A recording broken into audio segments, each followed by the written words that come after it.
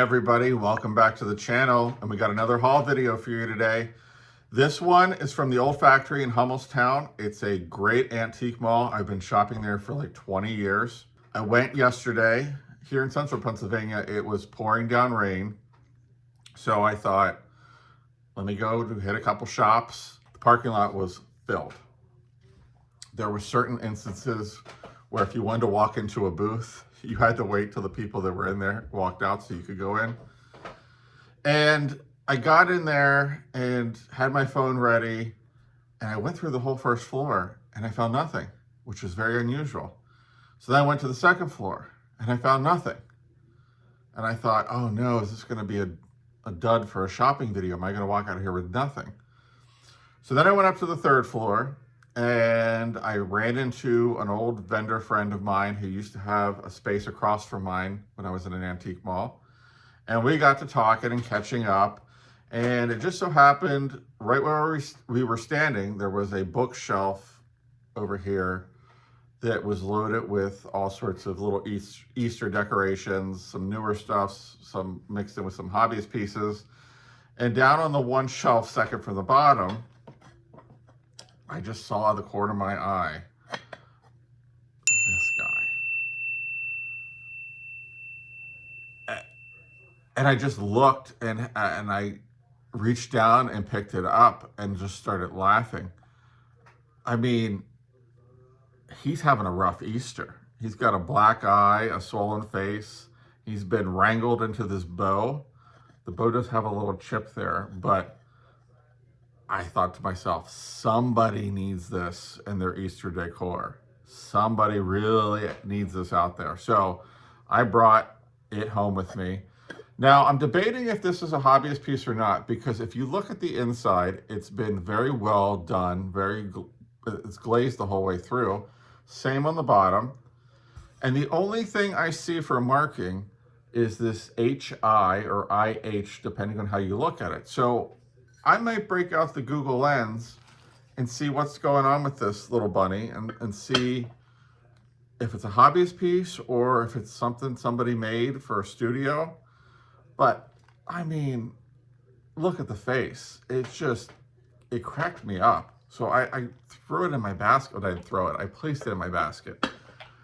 But after I finished catching up with my friend, I looked again through the booth, and on the bottom shelf, there were a couple different containers of these hobbyist eggs. And if you look at them, they're great speckle design, great colors.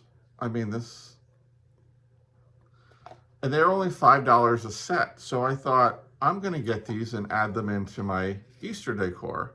Because currently right now, I have a lot of alabaster ones, and in certain things, they just fall to the bottom because they're so heavy. Plus I got this really cool, and you'll see it in one of my Easter videos, this cool egg dish thing, and I wanted some eggs to put in it, but like this one, I got the blue speckles, the yellow, they're just fun. So I picked these up for my Easter decor. And then on the same shelf, there was this guy, which is just fun. Look at the green, the turquoise, and the maroon. Very 60s. And then these two, they have them marked as glass eggs, but they're definitely ceramic. I should just take them out of the bag here so we can get a better look. And I just happen to have a pair of scissors here. But look at that cute little egg there. And that one's got a good color. So these are just hobbyist pieces. They're fun, they're colorful. They'll fit right in with the Easter decor. So then I was walking around, and I'm gonna set the stage for the next item because it's a pretty big deal. So I'm walking around and I go down the main aisle, and I happened to see this booth out of the corner of my eye that was mainly like a white, shabby chic looking scenario with lots of like the fancy decorated china like Michael over at the Cult of Vintage likes. It's beautiful stuff, but it's just not my wheelhouse. I don't know anything about it. I've always admired it. Lots of gold and floral and Victorian china type stuff. And in the back corner of the booth, there was a little table and this item was on it. And I just kind of stopped in my tracks because the color of it just mesmerized me.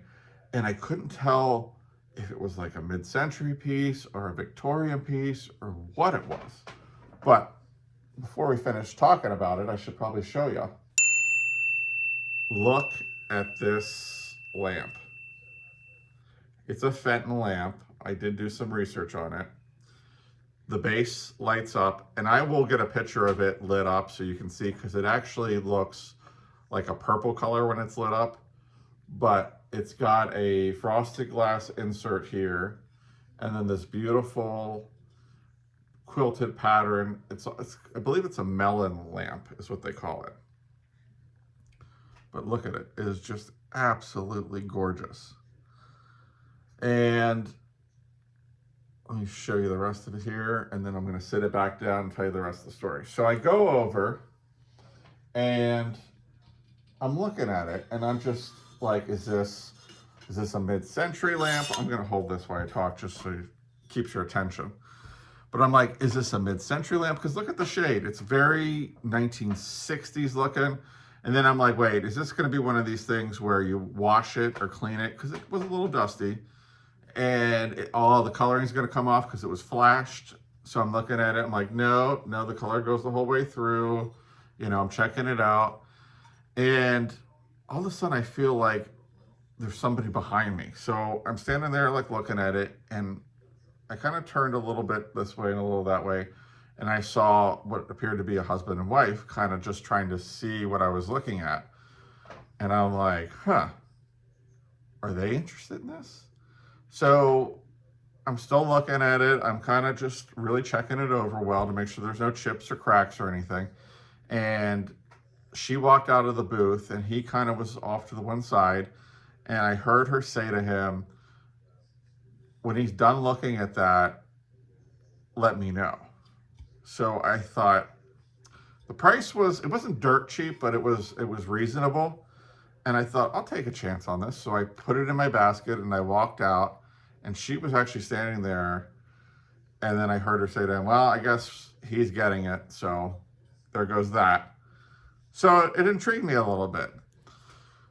So when I got home, I started doing some research on it, and that's when I found it was called a melon because of the base. And here, I'll just hold it up here like this. But it was made in the 80s. And I found this in the cranberry. I found it in one of my Fenton books in a melon color, because the yellow gold, that's the melon color.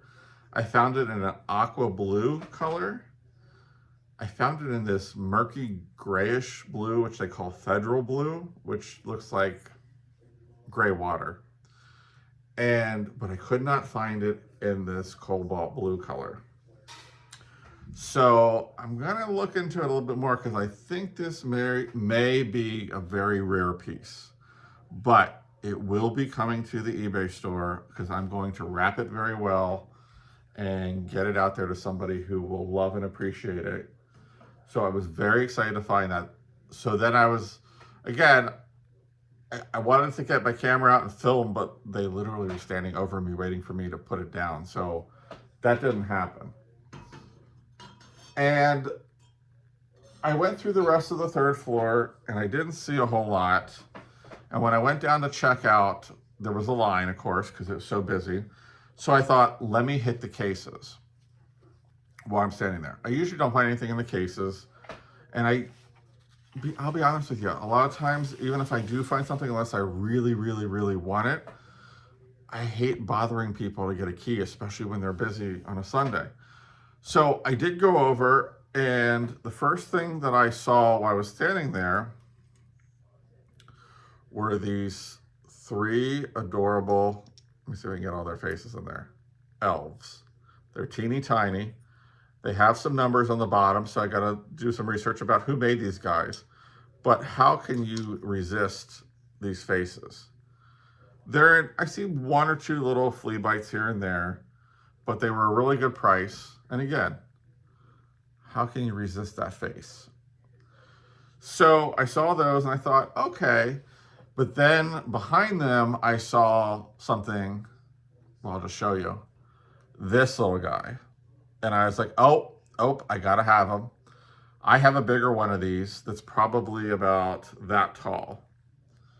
And I'm gonna see if I can somehow put this guy with him, whether I have to move him to a different display or somehow I can sit him on him, I don't know. But he's marked Germany. He is an older one. And he's pretty cool. Now, I have a couple gnomes sitting around here or there. And I have a few, what are they, plaster ones that I got from Rosemary that I have to admit, they're not out on display. They're in a drawer downstairs in the storage room. But I feel like at some point, maybe this spring, I might do like a gnome display somewhere. So, but the guy that matches this guy, he is out on display. He's under my granny's table downstairs. So he's going to go live with him. But as she was unlocking the case and looking at those, I looked over in the other case and I was like, wait a minute, I see Valentine's Day stuff. So I was like, let me open the bag here. I was like, wait a minute, what do we have here? And I was like, oh, spun head cotton Valentine's Day things. Now this wasn't a cheap bag. It was $20, but look at these guys. I mean, and I know Valentine's Day is hard to find. So there were these. There's a whole bunch of those. There's a few of these. You know, a couple of those. Trying to see if there's any really different ones.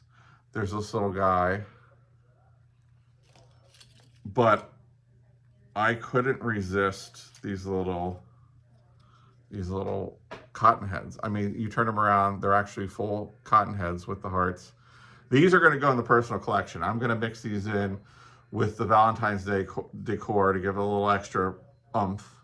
Because, I mean, everybody that looks like this gives oomph. And we'll see how it goes. But I think they'll add a nice little touch to it. But as she was pulling these out, I'm like, wait, there's more. So then I saw the St. Patrick's Day ones, which were almost identical to the ones that I bought at the other place. And I'll pull two out here. So they look like that. Oh, there's some with here, we'll switch these out here. They look like that, but guess what? They glow. I was shocked.